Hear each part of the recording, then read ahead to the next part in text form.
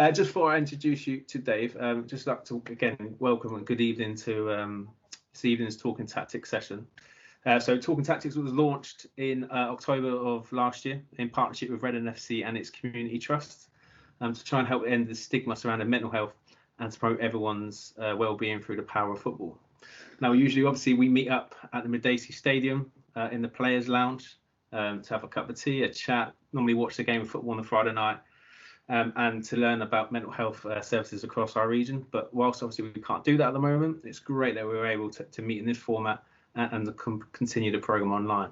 In our previous sessions, we've been joined by some guest speakers to share their experiences. So we had Rugby's Jason McMahon back in March, and then we had a former Royal Scott Davies as well, and then last month we had Manisha Taylor MBE. So I'm really pleased to welcome Dave Knight tonight at Rhyme. Dave, how you doing? You all right? Hi, Rich. You well? Thanks so much for having me. Yes, I'm well, thank you. It's really good to see you. See you again. Yeah, you too, mate. Thank you so much for joining us this evening. No worries at all. Just tell us a little bit about yourself, Dave, if you don't mind. Well, thanks for the intro, Rich. I'm a husband. I'm a father of two young children, first of all, and I'm a massive football fan. For my sins, I'm a Wolves fan. Sorry, everybody. And just a general sports fanatic, really. But in the context of mental health, I worked as a psychiatric and addictions nurse for over a decade, and across various trusts and private organisations as well in mental health and addictions. And I have a master's degree in the field. And I guess in my time, I worked across many different settings, in inpatient, community settings, assertive outreach, crisis resolution teams. Dual diagnosis was my speciality. The comorbidity rather of substance misuse and mental health problems and homelessness as well. And I got involved in training and mentoring and coaching, which was really, I guess it was my calling, really. And I thought I could do this as a business. So I went ahead and did that. And following that, really, I've sort of merged all that background with my first love, along with my first love, sports and particularly football, into my coaching career, essentially. And because everybody experiences a challenge at some point, don't they, in their lives? Yeah, definitely. Yeah. And I know you told me this already, but you're level 2 course at the moment, I believe. I am, yes, I am. How are you finding it? How in beds? It's fantastic. I did my level 1 initially because of I was starting my walking football sessions for vulnerable groups of people. I deliver sessions for older adults and fantastic. People with mental health issues and learning disabilities. But also because my son was 7 at the time and he was starting his first team, I was going to manage the team. But yeah, moving on to level 2, Lee Brown over there, he drives a hard bargain. He's a top man, and all the coaches, What really strikes me, Rich, is and speaking to yourself as well, just like all the other coaching tutors, the passion that they have for the job, and they just seem to know so much in terms of how do we adapt sessions for different abilities, diverse groups, that kind of thing. And it's really pushed me, I must admit, to consider different abilities, that kind of thing. Oh, that's good, mate. So that's an experience. So you're a life coach. What does that kind of entail? And I suppose what made you become a life coach? I know you said about all your experience in across the mental health sector, but why a life coach? Well, mental health and well-being is my passion. I guess always has been since I can remember, to be honest with you. And so I work with individuals and businesses, and in many different sectors. It might be in TV and film industry, the sporting sector, construction, working with teachers as well. And because people are people. And we all experience challenges at some point in our lives. And I, in terms of what it entails, my approach is I I point people back to understanding where their experiences are coming from, in a sense, and to help them to self-manage and continue to grow in their lives, despite, we're always going to have these life curveballs and challenges that inevitably thrown at us, and we've been living in the midst of that, haven't we, the last few months in particular. But yeah, so I've obviously used my experience across mental health for over that period of a decade, and I work with people in a slightly different way now, a more kind of optimistic, positive way, if you like, to keep people moving forward. Yeah, no, that makes sense. I think again, I've done obviously a bit of research into yourself, Dave, and you spent some time over in New Zealand. Yeah. Is mental health seen different there, and or did it have a similar stigma?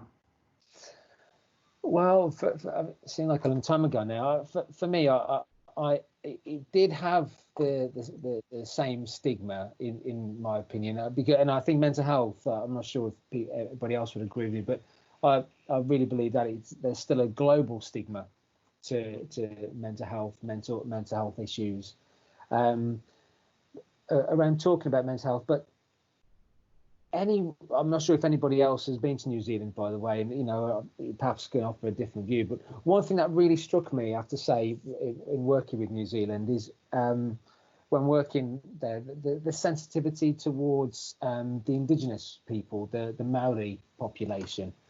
I worked a lot in the inpatient hospital units, and they actually built specific wings of the hospital for Maori patients.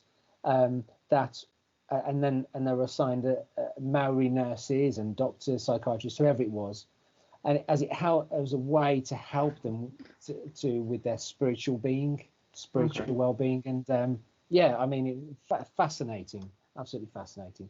But yeah, I think the global stigma is still there.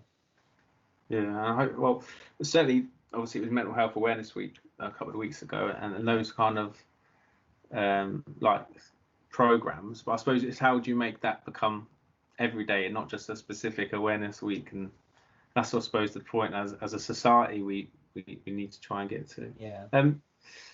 So you mentioned earlier in the career you were a mental health worked in the mental health sector. Experiences and addictions and psychiatric nurse. Since you begun your career and journey, and it's not that many years, Dave, because you're not that old, but like it's a pretty good period of time. But has it changed much in terms of improvements? Oh, that's a tough one, isn't it? I think that there's still issues, aren't there? It's very clear we hear and see it all. Even before lockdown, let's say, there's still what known as a mental health crisis, and there certainly was when I started my career, started my training, and what we continue to hear now is that there's still the crisis, and from that point of view, nothing has changed. But I've seen the range of services that, as I mentioned a few minutes ago, Rich, that I walked across, that how they were reconfigured and then reconfigured again to try and better to adapt and try and better support people in the most effective ways. And that there'll always be the need for improvements, of course, won't there? We always can improve, but the thing is that there seems to be an overall willingness to improve, and I work with some amazing colleagues, caring, passionate, diligent, wonderful, wanted to make a difference kind of people. But I also worked with some people who weren't of that caliber as well, and I guess we'd find similar things in our own sectors that we work in as well, wouldn't we? Maybe those that let the side down a little bit, perhaps.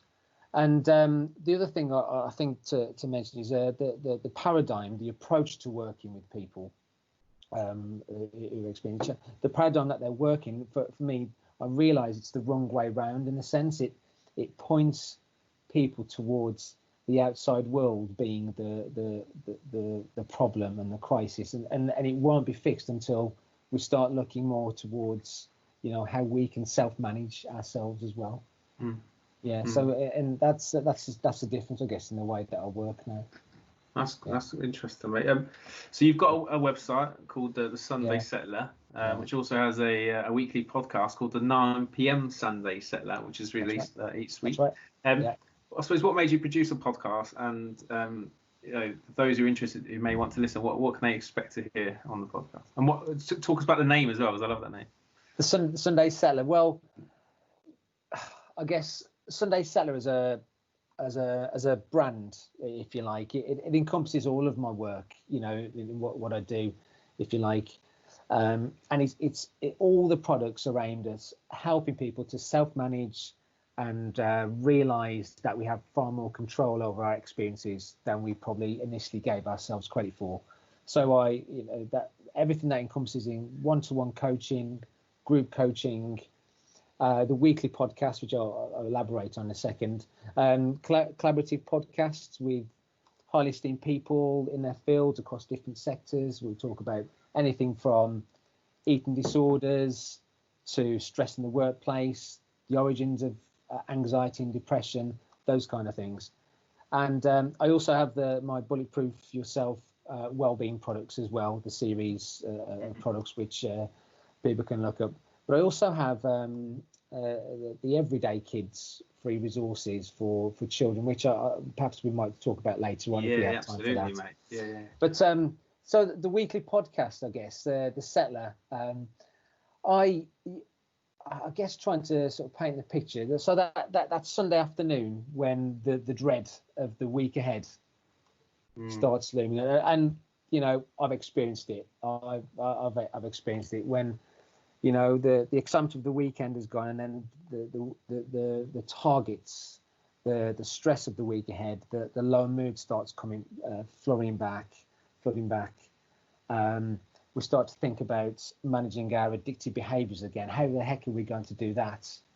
The challenges in our relationships, or just not fancying the week ahead, and we're thinking, how are we going to get through it? Well, the 9 p.m. Sunday Settler is that 15 minutes of me time, that relaxing time, preparation time, where I address perhaps already spoken about topics, but a lot of unspoken topics as well, which are important. And through the feedback, it's going really well. And I use my professional background, life experience, anecdotes, metaphors. And also sensitively share work that with clients as well. Obviously confidentiality being respected. But so it helps people to have a new perspective on their challenges. That's excellent. We will be sharing some information on that podcast and where you can access that later. Wonderful. But you mentioned there about the Bulletproof Yourself, Dave, and the series of wellbeing products. Would you just like to elaborate a little bit on that? Apologies if you hear my dog, by the way. Sorry, I'm going to mute myself. I actually thought it was mine with the echo, to be honest. I had to tell shut up. Sorry.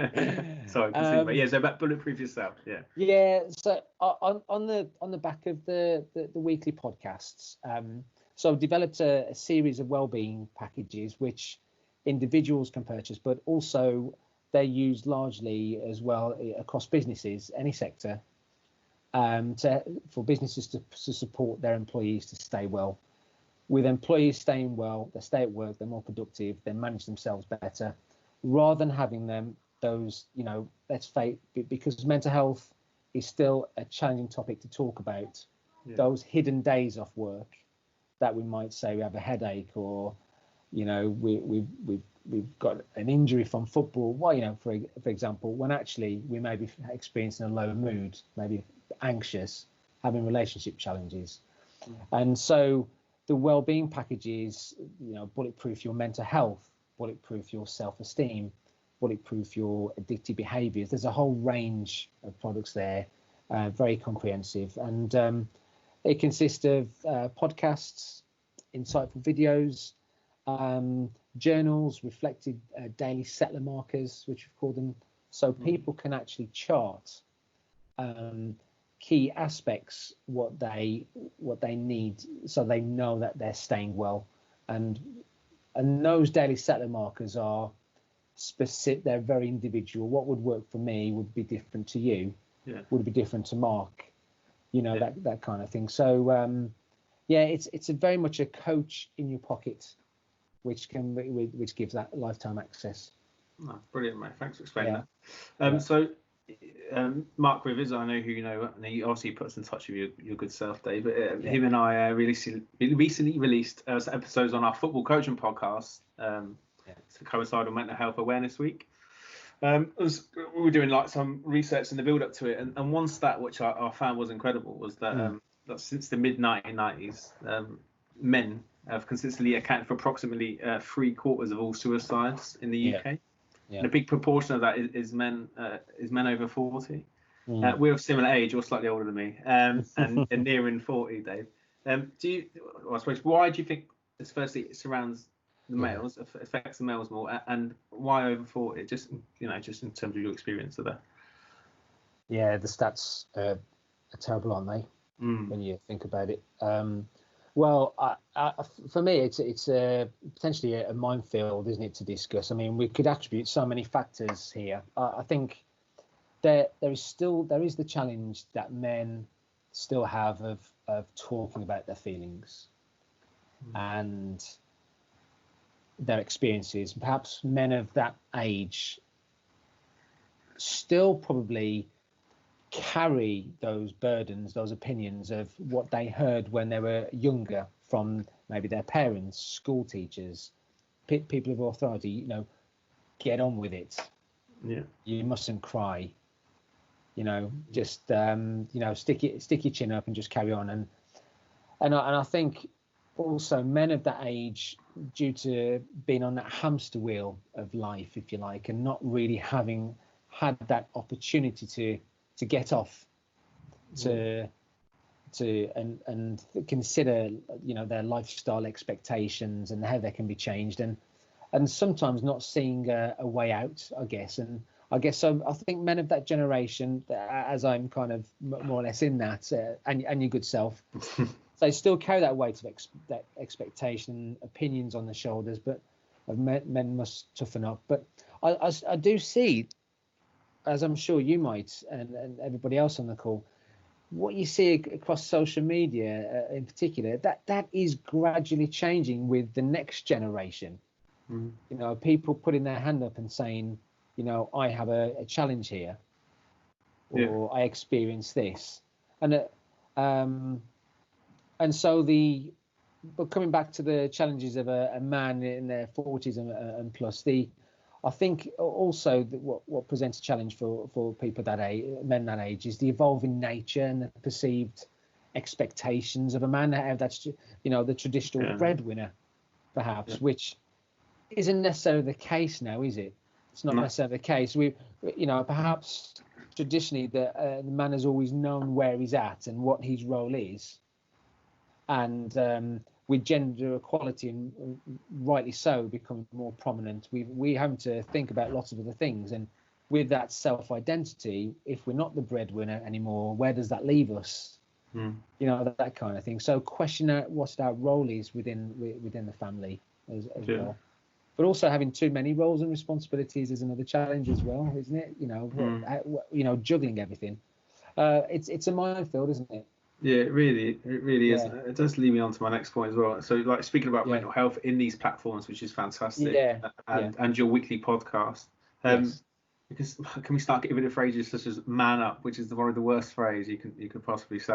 Annoys the heck out of me. And improve education and educate mental health in society and culture, leading to more conversations, as you mentioned, to social media.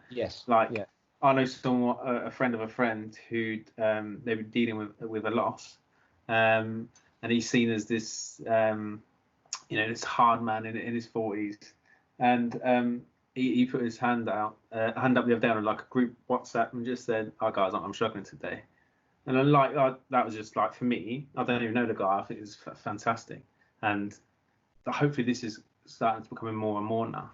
Absolutely, absolutely, yeah. And for me, we going on from that point. I mean, I've experienced something similar with a friend in my life as well, who committed suicide, and they're the life and soul of the party. And you would never have known that he was going to do that. And there was a real incongruence. I think I shared it on a previous podcast. A real incongruence with the way he presented. He was a smiley, happy chappy, but he never gave eye contact. And that's the only thing I've reflected on that I can think there's something not right there, and I should have known. But coming back to, I think mental health awareness weeks are great, aren't they? Because they really put mental health awareness on the map and the importance of having conversations, but they don't stop after that week. They don't stop after that week. The theme of kindness doesn't stop after the week. And for me, when we see stats of 1 in 4 people have mental health issues, and I put my fork in the granny and say, it's not 1 in 4, it's 1 in 1. It's not. I'm not here to create problems that aren't there. It's quite the opposite. It's actually to recognise that we all have challenges in our life. I'll put my hand up. I've had challenges. It's more to do with making conversations around mental health normal. It's about acceptance, understanding, respecting, listening, being kind, all those things. I mean, for example, if someone experiences anxiety or self-doubt before presenting something, does that mean that they are an anxious person or they have imposter syndrome? We're very quick to put labels on things, aren't we? If someone is struggling with some pressure at work, does it make them a stressy person? If someone is having a down day or feeling sad, does that make them depressed? Perhaps not all the time, but perhaps we're very quick to put labels on people and make them the 1 in 4, when actually these experiences that we all have, in my opinion, are normal. And so having normal conversations about them, reduces that isolation, if nothing else, doesn't it? That's a good point. I think sorry, just trying to think what I was going to say. There you go. So I know he's literally just joined the call, and I hope you don't mind me saying, but Mark Rivers and me, so we both had it was a Thursday a few months, probably about nearly a year ago now, and he rang me up, was like, "You all right?" Yeah, I was all right. And so I just had therapy, and it was a Thursday, and he said, "Oh, so have I." So obviously we I see myself as good friends. You might disagree, but it's to share, to be able to share something. And I was like, "Oh, I didn't know that," but to feel comfortable to share that was really empowering. And then we have conversations about it all the time now. It's one of, why didn't I say anything before, kind of the thing, you know what I mean?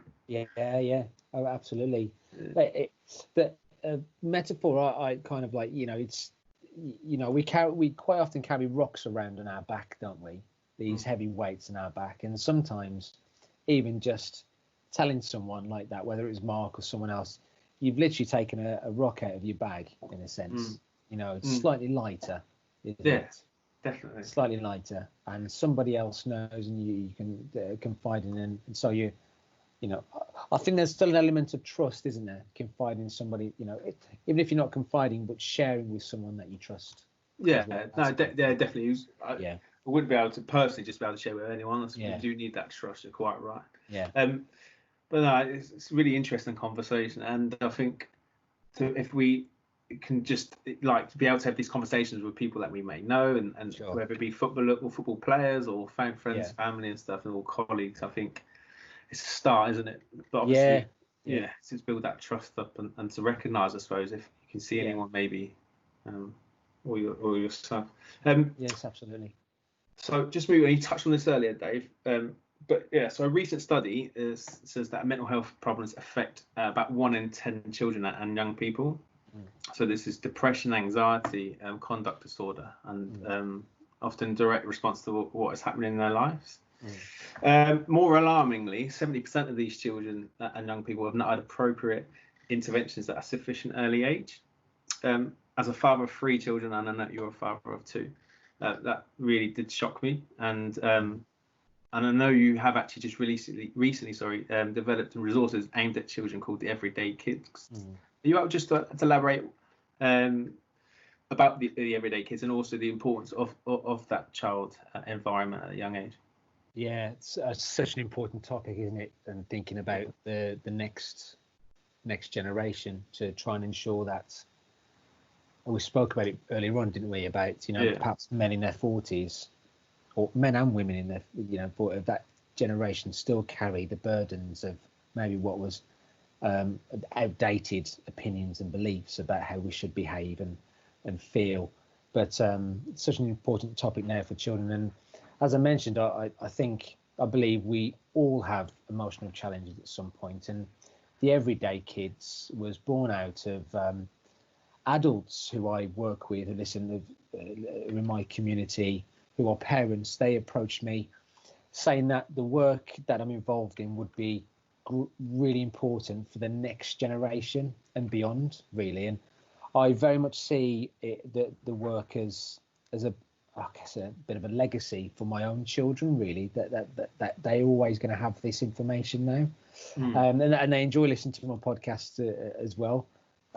But it's all about creating environments, isn't it? And environments for conversations, for the a mutual acceptance, understanding, respecting, listening, and being kind to each other. Because the child themselves, when they see the parents or the adult they're living with coming home, and they can tell they've had a bad day, but they don't understand why mommy or daddy is shouting. Yeah. They don't understand why they're not giving them a cuddle today, or they've come in and give me a moment, give me some time. They don't understand that, and they bounce back very quickly, don't they, children? But if we can, so the Everyday Kids, because children also have relative feelings to their own stage in life at the moment. Having I have the Everyday Kids. Each product is it's a podcast, a short video, and I do a storytelling video as well as a story transcript. And the idea is that the children understand where their feelings are coming from. They understand what the butterflies in the tummy are when they're getting ready for an exam. Yeah. Or if they're going to their first day at school, that kind of thing. So I speak to different topics, and but for things to evolve and change, we as adults need to be open to changing too, don't we? To then have those conversations. I think that's all part of the environment that you're kind of alluding to. And we touched on the general factors and suicide, didn't we? And perhaps the weight of opinions and expectations, but for the adults themselves to be open and having that time just to sit down, even if it's at story time, bedtime, and talking about everyday things, it helps to process what we're all going through, what we may have gone through in that week, the last month, whatever it is. Again, to normalize the conversation. So so the Everyday Kids, it's a growing free resource, as I say, for children and for parents as well, which you can have access to subscribe. No, I checked one out earlier, mate. Actually, it's very good. And just touching on about the the environment as well. So obviously, as I mentioned a couple of times now, I'm a parent of 3 children. I've noticed I've made a real effort to. I always used to be like on my phone and go, excuse me a minute. Now, like, I don't go on my phone when my kids there. Well, really, like, try not to. Obviously, sometimes Sky Sports comes on or something. But do you know what I mean? And I think that I'm personally trying to make small ways to create an environment where children then start feeling like be able to share. Now, obviously, this could be applied if you're a parent, if you're a coach, teacher, or anything like that, where you deal with young children. But I think if you're right, and I think you mentioned as well around your children and grandchildren, so that hopefully in years to come, that generation or this current generation will be more open to talking about mental health. Absolutely. And you know what, I think, well, I of the last particularly 2 or 3 years since I've sort of developed my understanding of what's given us our experiences, I've learned a lot from my children. We can learn a heck of a lot of our children. You know that. those times, those parents are on the call, your child's in the shower and they're humming and they're playing with their little toys in the shower or the bath, or they're skipped from the sofa to the kitchen, and they're just in the zone, they're in the moment. When as adults do we go skipping from the sofa into the I sound like a silly right. but or you see your child, or your nephew, niece, whoever it is, you may have a child in your life, they're playing in the park and on the swings screaming. I think and I try and give this tip to everybody. It's not that I'm saying this is going to make you a better parent or a better adult with it. It's actually to change your experience when you're with your child. And I think you've alluded to that with your phone. So I try to say this, when they're in that moment, they're in a good feeling, they're in a moment. They're not contaminated with I've got bills to pay, I need to fix the car, the washing machine's leaking, I've got this work deadline, I've got to bake the dinner. They're in the zone. They're just in the moment, and just marvel at them in that moment, 1 or 2 moments. If you're giving them a cuddle and they're humming, they're purring, we don't even need to ask them, do you enjoy that? Are you enjoying yourself? Because actually that can bring them out of the moment. Yeah. Because they ask themselves, well, why am I enjoying myself? Yeah, this is not. They're just in the moment. And I think as an adult, as a guy hitting, far away from 40, and I have these list of things that we all have to think about as adults. Even just marveling at the child in our lives for a minute or two can actually bring us into the moment, in the present with them. Onto the floor playing cars with them, that kind of thing, rather than thinking about all the other stuff, which seems important. It really, really does. It really does. But that moment is with the child is so important too. Sorry to digress a little bit, but it's just not at all. I'm really passionate about. Yeah. No, that was fantastic. Like advice to those who does have a child in their life. Like I can relate to that a lot. So really appreciate you sharing that, Dave. And I'm definitely going to tune into more. And again, we'll put some details shortly at the end where you can find this information. But one of my final questions before we talk about the next thing, and then open up to Q&A. Remember, just if you've got any questions you might want to ask Dave, just open up the chat, raise your hand, or and there's a Q&A at the end. Is around, we've touched on it already, but around the pandemic and the last 3 months, how the world's changed that we live in. We've all had to adapt, and we had a conversation off air about the word adapt, and it's quite key in this bit. Saying to everyone's situation is different, but Adam Colley, those who know Adam Colley, said this last week, and it stuck with me. So he's one of our tutors, and he said, like everyone said, like, oh, we're in the same storm, but flip that and say, I can't remember saying now. It's gone. My top mid. Sorry, we're on the same boat. I've just given away the punchline, haven't I? We're in the same. We're in the same boat, and then he flips it and say, no, we're in the same storm. Everyone's in a different boat. Because everyone's situation is different. I'm sure he stole it off someone, by the way. It's really clever. But everyone's situation is different. So we've had people who have been locked down, myself locked down, working from home with 3 children in the house, homeschooling, to people who may be living on their own, of any age, to people still working as key workers. And I suppose everyone's had a different experience. I'm just interested to see how you, Dave, before we talk about a couple of steps that might help people, how have you found it personally and as a life coach as well? So like, have you found more people have reached out to you in this last 3 months? Yes, I have. I mean, it's it's growing as well, to be honest with you. But I think you've touched on it, yourself there, to the point where I don't really need to say anything in a sense. There's this storm that's happened, and 100%. We're all in same boats. So we're all in different boats. We're all in our own boats. We're on our own. Experiencing the storm from our own version of what the storm is and what it's created, in a sense. And So we're all sailing in our, in our own little ways. And sometimes, taking the analogy on, I guess it's sometimes the waves that we're coming across are choppy, and yet the water seems a little bit calmer, doesn't it? Yeah. And the way I've experienced it is that, you do go through those moments when you're thinking, bloody hell, how are we going to fit in homeschooling, work, meeting this deadline, that deadline, doing all the things that we need to do. What about the future, the fear and the panic, and all these kind of things have been shared with me as well through clients that I'm working with. But then we're still here, aren't we? We're still here. Yeah. And we've got to a thing I say often to my clients is we've got to this point in our lives.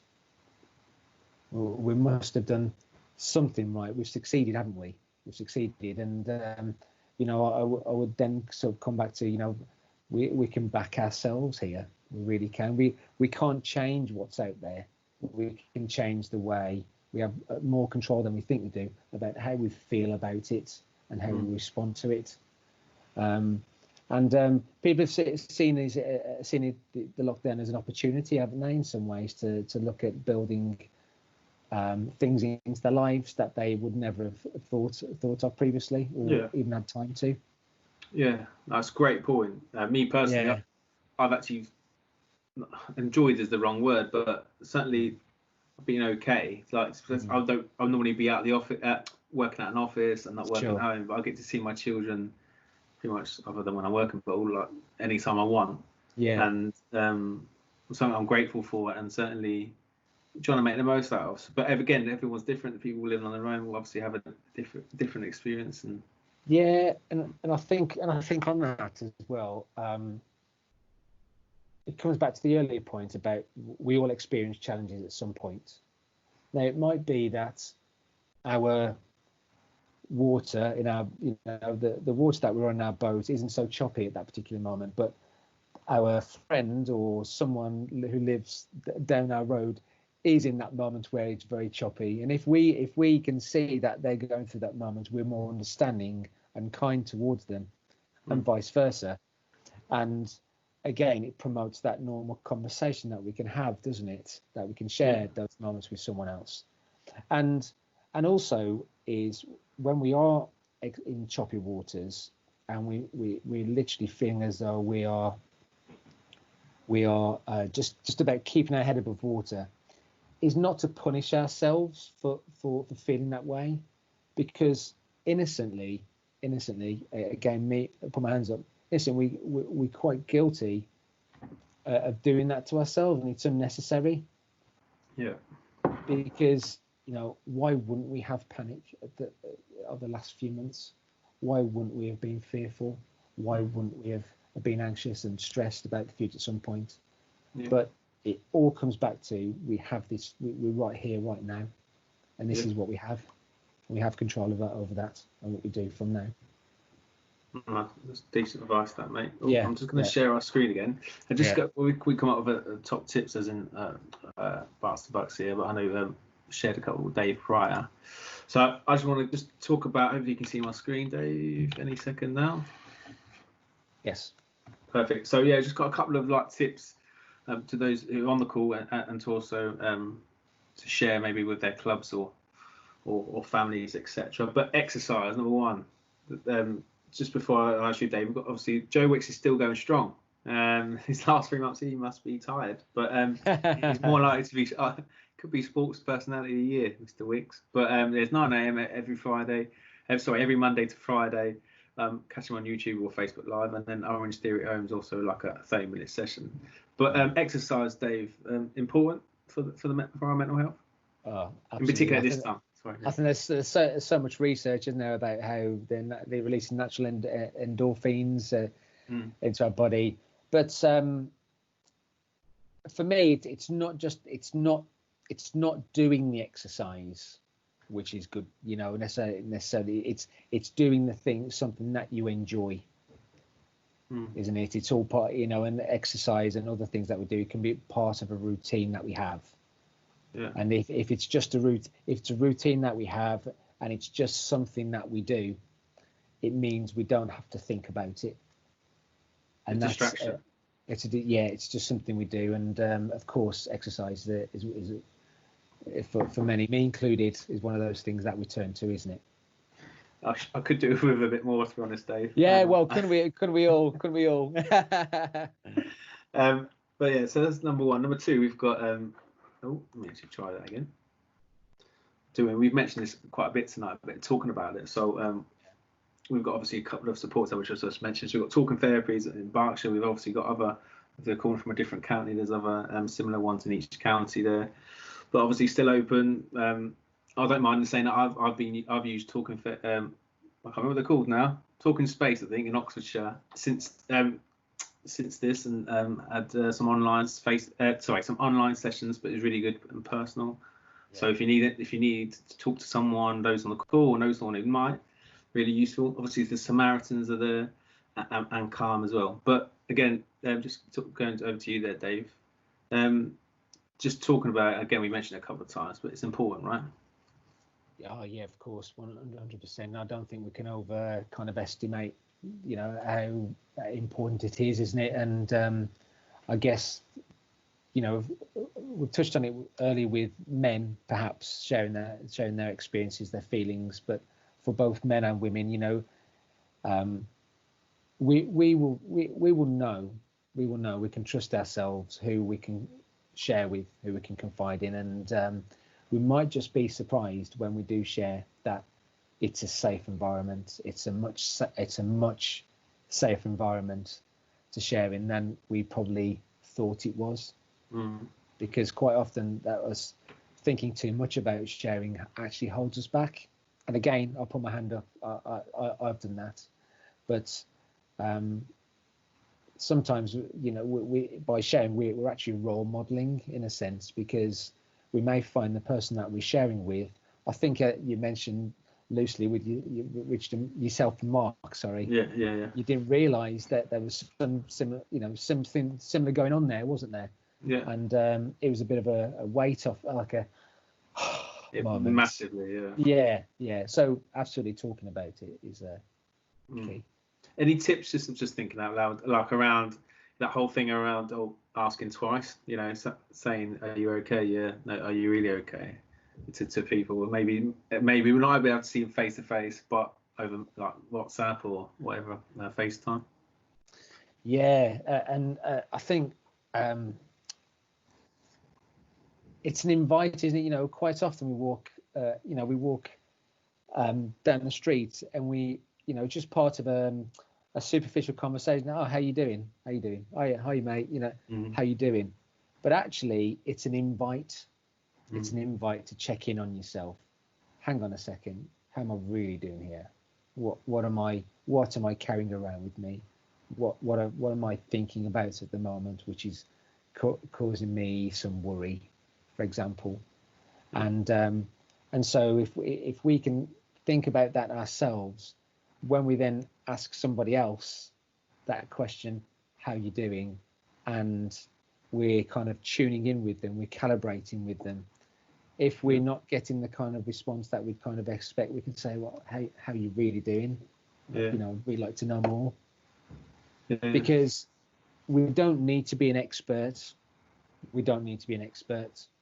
Quite often, just the willingness and the giving the time, the space to somebody to be able to share is enough. Yeah. People to know that they're not alone. And there are lots of messages, aren't there, that we've seen. You're not alone. It's okay not to be okay, that kind of thing. And it really is okay to kind of check in on ourselves and other people. Definitely, no, really well put, mate. Yeah. And 3 and 4 put on the same one. You mentioned already around routine. Yeah. So my routine is, if you can see I'm in my bedroom. I'm a makeshift office, by the way. On an old makeup table, dressing table, don't ask. And that's why I get out of bed, go straight into work. No, I'd like to ask, Rich. But routines at this present time, I suppose people have probably had to come up with a new routine, especially if they have children at home or if they're having to still go out to work as key workers? How important are routines to you, Dave? Oh wow. Well, for me, it's really it's high up on the agenda, and because I mean, what's been shared with me from friends, people I've been working with is how we've been able to review the way we were living, in a sense, and what we want, our wants, what we don't want, that kind of thing. What we thought was important, what's not important, and with that we can review and build in new things, can't we? And for me, there are a few reasons why. I spoke about routines a lot recently, and I'm really passionate about it because having a routine gives us that foundation. It gives us a structure. The outside world, we can't control what's happened, but with a routine, we maintain control. Whether it's having X amount of hours sleep, whether it's getting up a little bit earlier, having some me time for a walk with the dog, a jog, whatever it is, having a read. So regardless of what happens out there, we maintain control with it. There's less procrastinating, less decision making. There's been lots of panic and fear and anxiety and self-doubt and everything that's been going around at the moment and the last few months. But if we have a routine built in, it's one less thing we have to think about. We just do it. It's part of what we do. It really is. And obviously the benefits of it, it reduces stress levels, both short term and long term, because we worry less in the present. And obviously we reduce the risk. Worrying less in the present is obviously a good thing because of our immune systems, of course.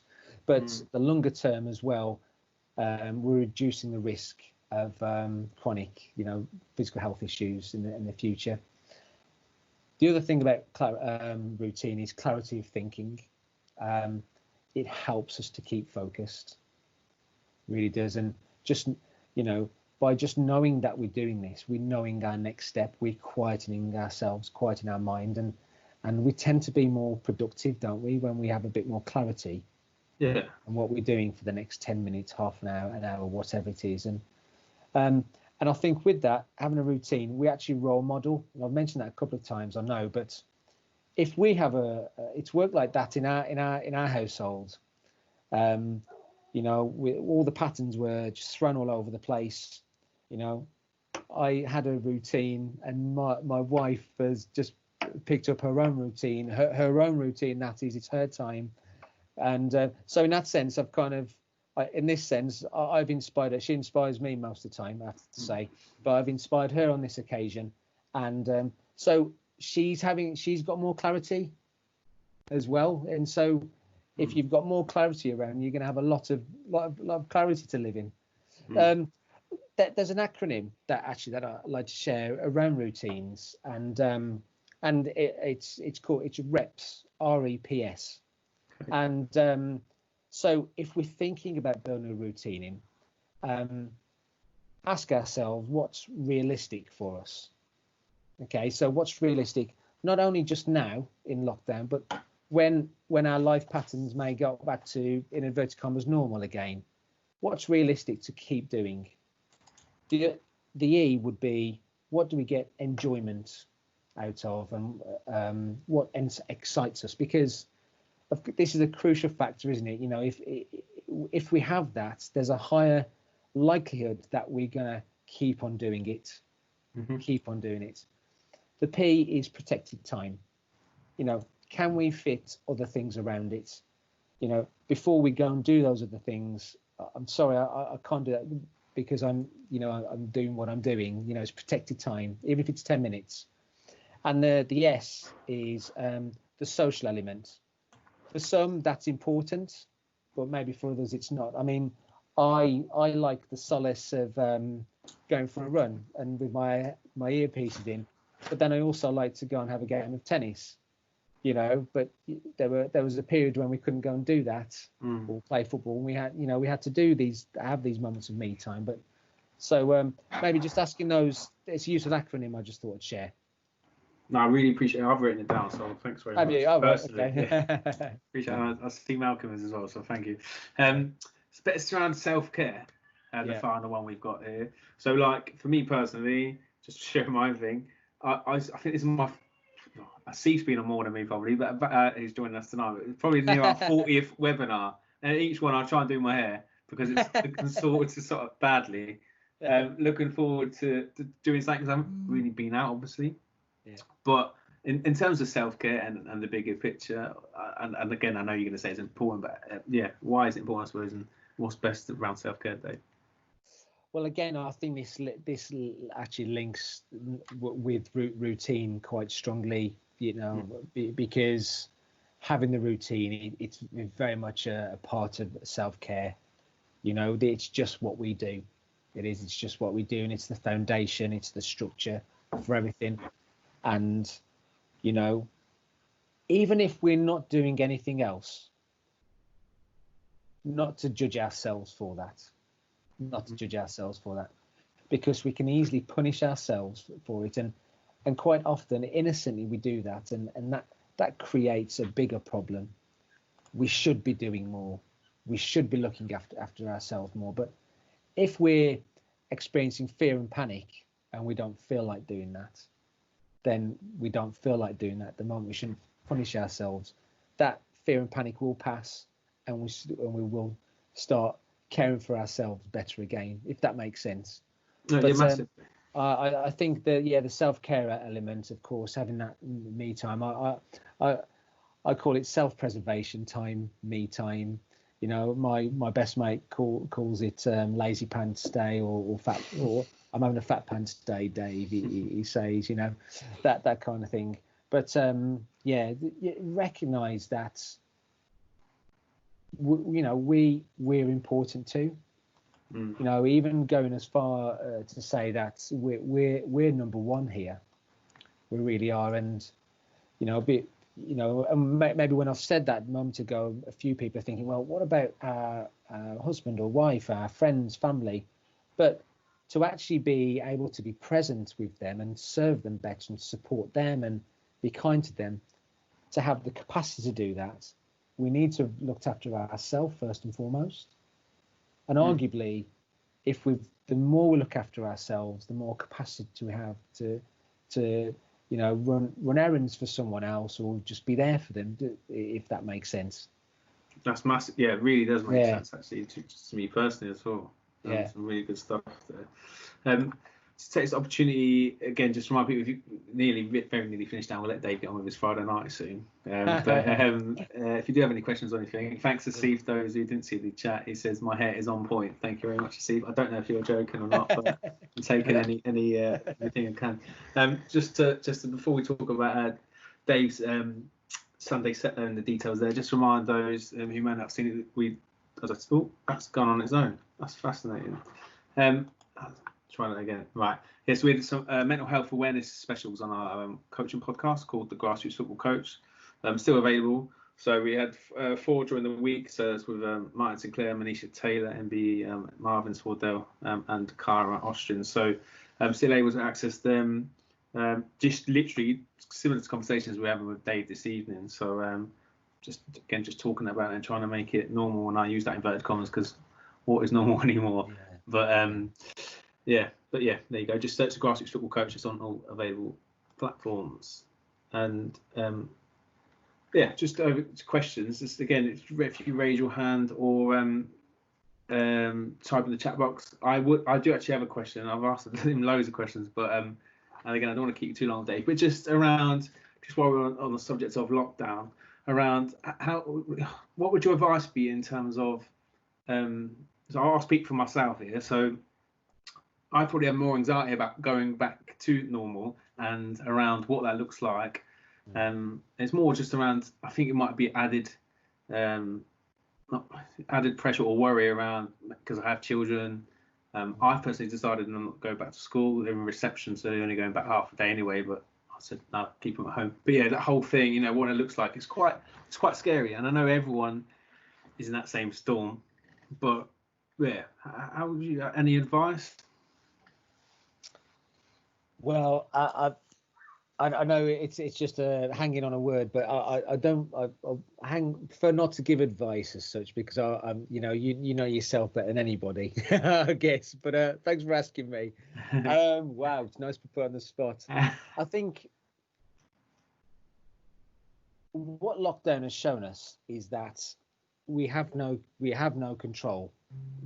Things will happen out there, and without realizing, we've always lived in that world, and only in our own illusions, if you like, our own self-created realities, that we've had this perfectly mapped out life, that we will do this when we will go on holiday at this time, we will save this amount of money, I will earn this amount of cash and save it to go on holidays and buy this car, and so on. Only in our heads do we have those kind of roads mapped out. But in fact, we've always had potholes, haven't we? And I would probably take an educated guess here, just because I've lived 38 years, that everybody on this call has experienced a life challenge at some point. At some point, whether that be losing our job, death in a family, having to take a pay cut, being made redundant, ill health, whatever it is, we've all had a life challenge at some point. And I think we do ourselves a bit of a discredit sometimes. We are these adapting, evolving machines as human beings. We have it inbuilt within us, and we've always had to embrace change. I think you and I, Rich, before the call, we were chatting about what it was like for me before I had my first child, and then wow, you had the same situation, but you landed with two. And we have to adapt, don't we? We really do. But I think it comes back to me, the future. We worry a lot about the future and what's gonna happen. But the future only exists in our heads. I mean, where is the future? Great. Really. I'm asking that generally. I'm not. Yeah. The future doesn't exist. It really only in our heads. And what we're creating, that really is how it works. And by controlling the things that we're controlling now, we talked about some really important points about routines, and sort of being able to maintain those routines and use those as a bedrock, as a foundation for everything else. That's one tip. That's one of the tips I would suggest with you, because it really helps to settle you down, doesn't it? Because all we really need to know is our next step. Yeah. That's all we need to know. Because those. Sorry, Rich. No, go on. Sorry. No. I'll go on. You can. Honest. Because all the even those, let's say the start of the year, if you'd have said to me March to June, we would have been in lockdown. That wasn't in my calendar. I'd got, the business would grow X amount. I've got these holidays booked. So I was going to catch up with my close friends who live in different parts of the country. I've done none of that. But certain things have gone well, but certain things haven't gone to plan, and that's always the case. It was only in my head that this year was mapped out in a certain way, and I'm sure in many ways, everyone on the call can probably relate to that in some way, aren't they? But we're still here. We've adapted in some way, just not the way that we'd got it planned. You literally blow my mind with future doesn't exist, just from me personally. I'm happy. Yeah, that's just decent, Dave. Yeah, thank you very much for that tip. I've answered your question now. That more importantly. Yeah, you did, mate. Yeah. Like, again, appreciate people. Dave's been fantastic this evening, and if you do have any questions, just as we finish now, please again just raise your hand or type away. But just want to direct you to some of Dave's details there. So Sunday Settler it's called. So you go to sundaysettler.com. Dave, is that it? You've got all the website details there, Facebook, Twitter and Instagram as well, at Sunday Settler. And you've got a special discount for the guys on the call as well. Yes, absolutely. Everyone across the sort of the FA, really, have an annual wellbeing package, Bulletproof Yourself wellbeing package, and with that discount there, Bulletproof 25, there's a 25% discount off that. So via the website, it'd be sundaysettler.com/bulletproof12. So yeah, you can access it there. Great. Thanks, Rich. Honestly, no worries at all, mate. It's really, really decent on there, and again, it shows there's support out there, and some people might like other things and whatnot. And there's no, again, everyone's different. So I've been through various different things. So I'll certainly be looking at your webpage there. And the podcast is one at 9 o'clock this Sunday, Dave. Yeah, do you know? Coincidentally, so the series, every series is 10 episodes, and then what I do, there's a week off. I still communicate via my newsletter, but then so the new series starts next Sunday. But there is a podcast this Sunday. It's about where does stress, anxiety, and depression come from. So if whoever subscribes to the newsletter, you're the first people then to be notified when the podcast is released. So, and there'll be a link to the podcast there. By the way. Brilliant. I'll be tuning into that one, mate. So thank you, Dave. I think that's it, Dave. Honestly, I just want to thank you from the bottom of my heart to come join us today. I know you're only given a few days' notice as well, so it's been great. And I know you start doing some work for the FA, and look forward to speaking to you guys again. Thanks to everyone who joined as well. Thank you, Rich. Any last words, Dave?